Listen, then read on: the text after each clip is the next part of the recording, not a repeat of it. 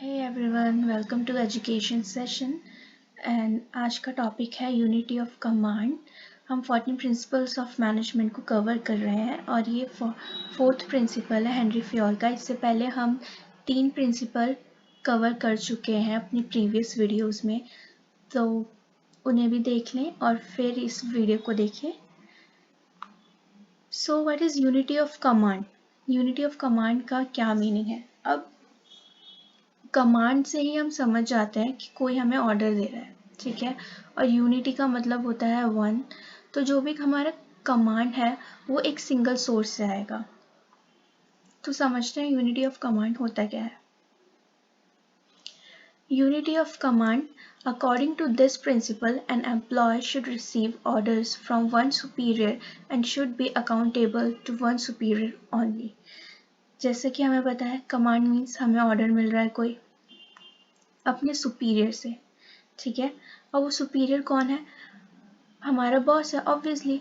तो हम जो ऑर्डर लेंगे सिर्फ एक ही सुपीरियर से लेंगे, ठीक है। और उसी एक ही सुपीरियर को हम अकाउंटेबल होंगे। ऐसा नहीं होना चाहिए ऑर्गेनाइजेशन में कि दो बॉस हैं, दोनों अलग अलग ऑर्डर्स दे रहे हैं। ये बोल रहा है कि उसको क्वालिटी चाहिए, ये बॉस बोल रहा है कि उसको प्रोडक्शन ज़्यादा चाहिए। और फिर क्या होता है, एम्प्लॉय कंफ्यूज हो जाता है कि वो किसका काम करे।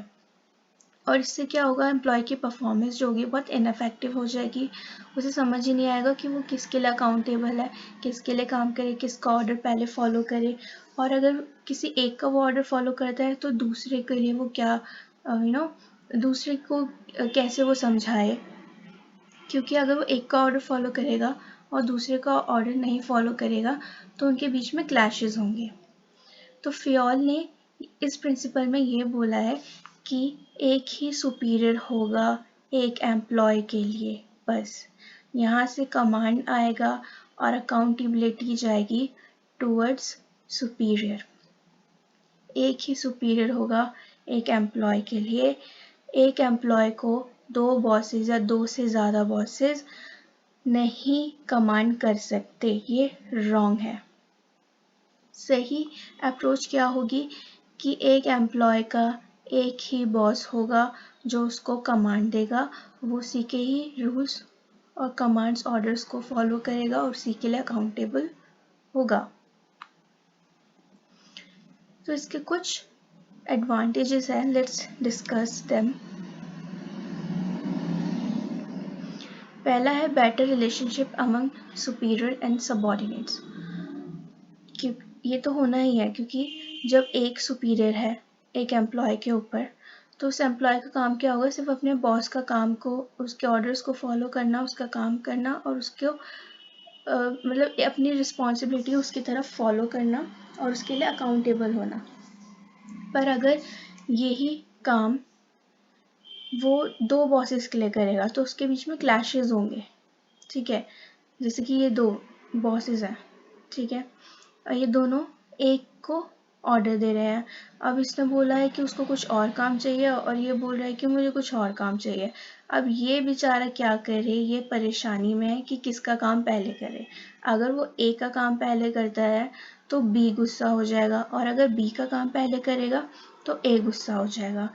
अगर हम ऑर्गेनाइजेशन में यूनिटी ऑफ कमांड को फॉलो करते हैं तो उस केस में क्या होगा कि हमारे ऑर्गेनाइजेशन में बेटर रिलेशनशिप्स होंगे अमंग सुपीरियर्स एंड सबऑर्डिनेट्स।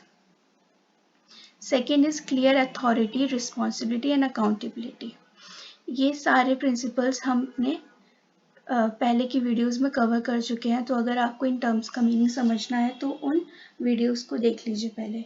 तो अब जब एक ही बॉस से ऑर्डर मिल रहा है एम्प्लॉय को तो उसके पास क्लियर अथॉरिटी होगी, ठीक है। बॉस के पास क्लियर अथॉरिटी है अपने एम्प्लॉय के लिए कि उसको ये कमांड देना है तो उसका एम्प्लॉय फॉलो करेगा। और एम्प्लॉय के पास भी क्लियर रिस्पॉन्सिबिलिटी होगी कि उसके बॉस ने उसे काम दिया है तो वो उस काम को पूरी रिस्पॉन्सिबिलिटी के साथ फुलफिल करे और कंप्लीट करे।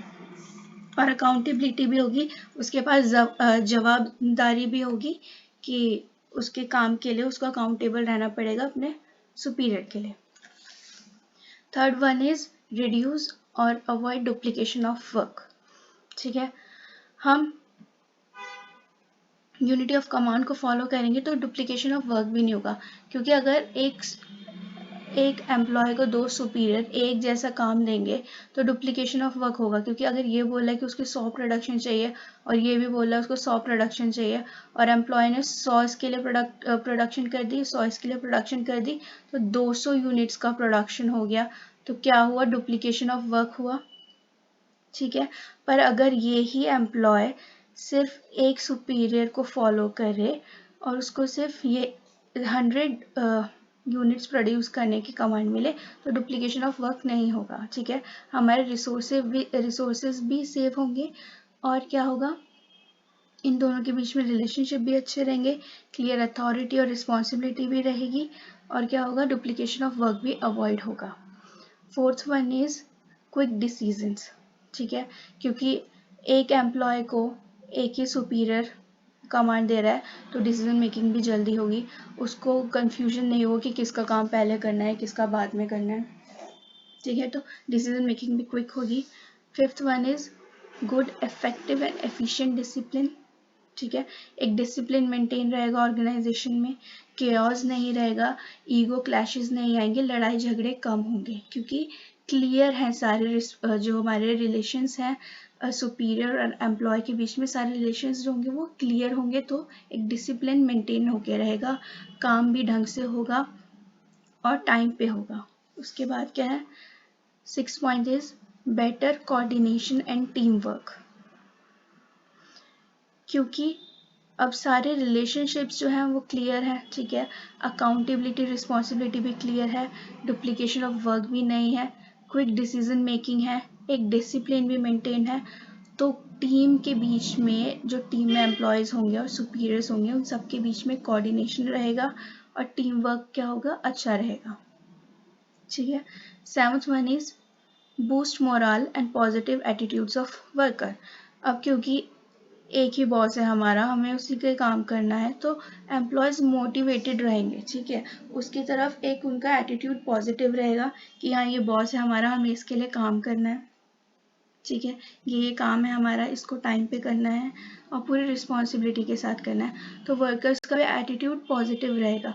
पर अगर हम यूनिटी ऑफ कमांड को फॉलो नहीं करेंगे तो वर्कर्स का एटीट्यूड पॉजिटिव नहीं रहेगा। क्यों, क्योंकि उन्हें समझ ही नहीं आएगा कि काम किसके लिए कर रहा है, उनको तो इतने लोग ऊपर बैठे हैं, उनके इतने बॉसेस हैं, सब उन्हें कमांड दे रहे हैं कि कोई बोला इतना प्रोडक्शन करो, कोई कह रहा है क्वालिटी पे ध्यान दो, कोई बोल रहा है कि फाइनेंसेस पे ध्यान दो, तो वर्कर का एटीट्यूड क्या होगा, ऑब्वियसली उसका एटीट्यूड अपने बॉसेस के लिए गलत रहेगा और उसका मोरल भी बहुत डाउन हो जाएगा, वो मोटिवेटेड नहीं रहेगा। 8th one is lead to higher productivity goods and services. जब ये सब चीज़ें रहेंगी ऑर्गेनाइजेशन में तो ये तो ऑब्वियस है कि गुड प्रोडक्टिविटी रहेगी और हमारे गुड्स एंड सर्विसेज की हाई प्रोडक्टिविटी रहेगी। ठीक है, क्योंकि एम्प्लॉय क्या है, पॉजिटिव एटीट्यूड भी है, बेटर कोऑर्डिनेशन है टीम में, डिसिप्लिन है ऑर्गेनाइजेशन में, डिसीजन मेकिंग भी क्विक है, डुप्लीकेशन ऑफ वर्क भी नहीं है, सब कुछ क्लियर है, रिलेशनशिप अकाउंटेबिलिटी अथॉरिटी सब कुछ क्लियर है, तो क्या होगा, एक एम्प्लॉय की परफॉर्मेंस बढ़ेगी। ठीक है, इफेक्टिव रहेगी तो प्रोडक्टिविटी भी ज़्यादा रहेगी। तो ये कुछ एडवांटेजेस है यूनिटी ऑफ कमांड को फॉलो करने के लिए। हेनरी फ्योल ने बोला कि अगर हमने यूनिटी ऑफ कमांड को फॉलो नहीं करा तो ये जितने भी एडवांटेजेस हैं ये सब डिसएडवांटेज में बदल जाएंगे, कि इसके यूनिटी ऑफ कमांड के एब्सेंस में बेटर रिलेशंस तो नहीं रहेंगे। ठीक है, कहाँ से रहेंगे बेटर रिलेशंस जब यूनिटी ऑफ कमांड ही नहीं होगा। ठीक है, ना अथॉरिटी रिस्पॉन्सिबिलिटी क्लियर रहेगी, डुप्लीकेशन ऑफ वर्क भी होगा। ठीक है, डिसीजन मेकिंग भी डिले होगी, डिसिप्लिन तो बिल्कुल भी नहीं होगा, क्योस मेंटेन रहेगा, कोऑर्डिनेशन भी नहीं होगा, एम्प्लॉय का मोरल भी हमेशा डाउन रहेगा, वो मोटिवेटेड नहीं रहेगा, ना पॉजिटिव रहेगा, और जब ये सब चीज़ें नहीं होंगी तो ऑब्वियस सी बात है प्रोडक्टिविटी तो डाउन होगी ही होगी। ठीक है, तो एक ऑर्गेनाइजेशन को बेटर काम करने के लिए यूनिटी ऑफ कमांड फॉलो करना ही पड़ता है,